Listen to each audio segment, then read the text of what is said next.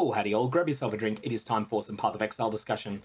3.19 went live a couple of days ago and it had a number of completely undisclosed, hidden nasty changes in it.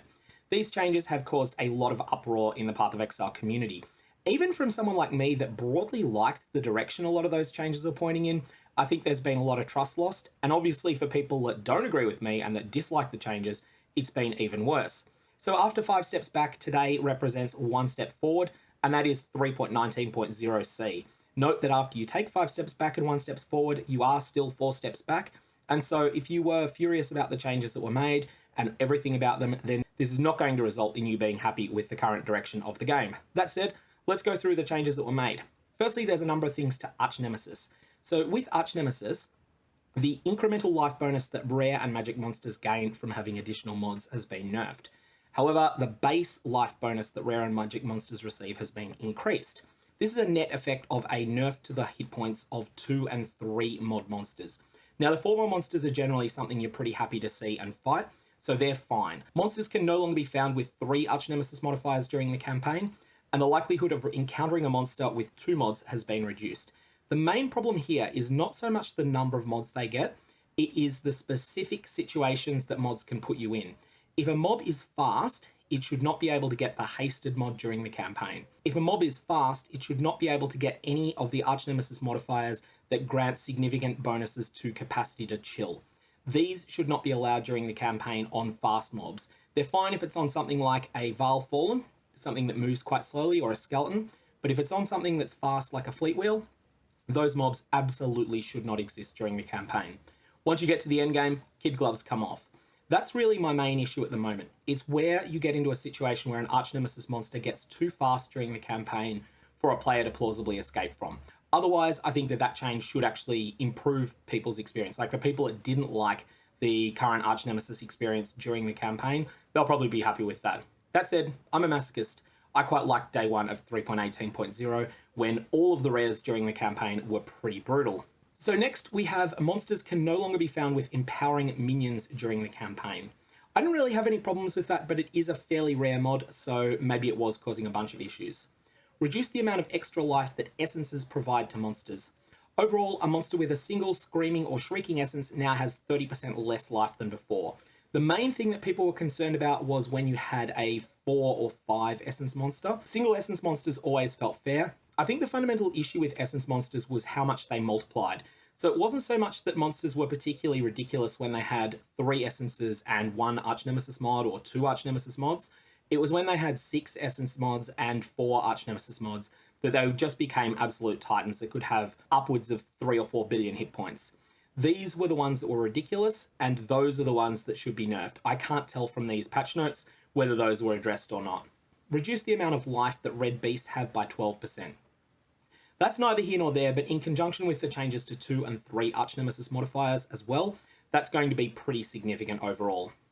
So Betrayal research encounters no longer spawn packs of rare monsters, though scientists in the encounter are still found as rare monsters. Betrayal, intervention, and transportation encounters no longer spawn rare monsters during the encounter. I say keep the rare monsters, but just cap them at 2 mods. That would be fine, and also stop them from getting any of the really lethal mods. But anyways, I think most people don't like the Archnemesis changes in general, that don't like the current implementation. This should be a considerable improvement for you. A Lake of Kalandra changes. Increase the likelihood of being able to make multiple choices at a mirrored tablet in early yellow maps. So this means that instead of having 1 use of the mirror tablet, you might get 2, and that's being increased. And in red maps, it's also possible to make 3 choices. So this is something that will just simply be an increase to the number of times you get to visit the lake. Massively increase the chest rewards from non-league encounters throughout the lake. This probably needed to happen. They were really, really bad, particularly at higher map levels and difficulties. We'll have to see exactly what this means, and it may be that they've gone too far the other way. That's also something that's happened in the past. We'll see how that feels when we've played around with it a little bit more. I haven't been able to run my tablets yet to find out how big a change that is. Harvest Life Force has been increased, and there's been a shuffle around of the chances of finding higher level armor base types. So what this means is that instead of finding a Necromancer Silks, you might find a Vile Regalia instead. This is not going to be particularly impactful once you're out of yellow maps, but for the period that you're in the campaign and white and yellow maps, this is probably significant.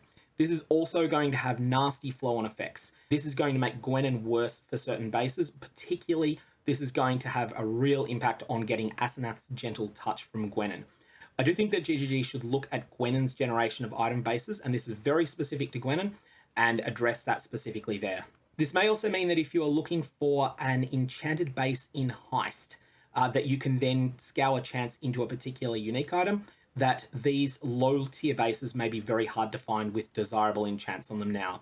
So that's another nasty side effect of this. And I think GGG should have a look into those sort of corner cases where people might want the specific old bases. And then finally, there's a few bug fixes as well. Now, something very significant is missing, and you may have noticed this if you've been following any of the discussion on PathOfExile subreddit or in various other places like my own YouTube comments about the changes that were made in 3.19.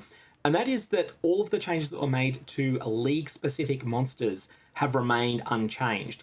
These collectively represented a slight nerf to item drops for players that were doing Elk and Go level mapping, and a massive drop to people who were doing seriously juice mapping. So there's no discussion on that, and there's no real promises made about anything further in the future. Now I'm going to put together a substantial video talking about that, and even though I broadly like the direction that GGG were going with this, the way that they've done it has been such a debacle that really they need to just completely revert those changes, and then try and work out a better way of doing them later. It is a problem that juice mapping is generating 50,000 items an hour for players. Getting that down in number is actually a good goal, but the way that they've gone about doing it has been such a debacle that it's annoyed even players like me that think it is a positive that they're trying to reduce the number of items that drop in extremely top-end play. And of course, for people that don't agree with that, then it's been even worse. So anyways, I'm going to have some more to say on that in another video that I've kept writing today and haven't got around to finishing yet.